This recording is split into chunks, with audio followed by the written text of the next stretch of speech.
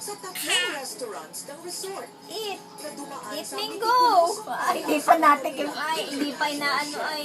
We have a big array of different kind of food, but we offer to the guests different cuisines like Chinese, No, you eat na Linggo.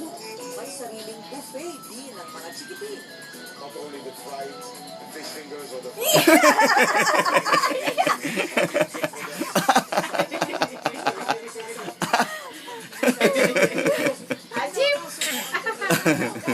Kakain na naman, oh. Kwarto na parang isang buong bahay na ang laki.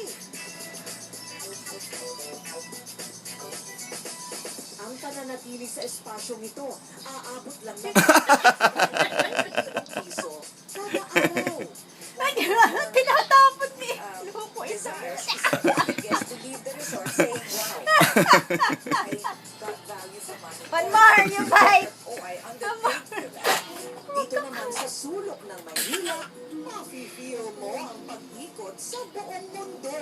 Direct dito ka sa back. Ito mula sa mga putahing pamoso sa napaka-grandiosong hotel sa tabi ng Manila Bay. Matapos masalanta ng Bagyong Pedring ang hotel noong isang taon, grande ang muling pagbubukas ng No binabagay need na. You eat that one.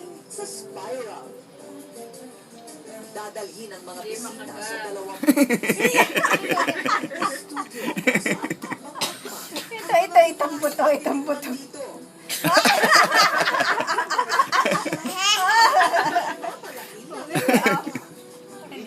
Yummy.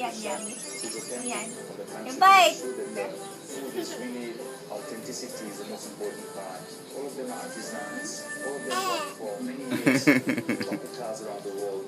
At ilang hakbang, nakakatawag pansinin Naglalaro. ang restaurant. At matapos ang masarap na buffet sa Spiral, Bite dito na. naman sa Oh, bite Laveranda, na. isang 1960s Parisian Yan, inspired nahulog na Wala na.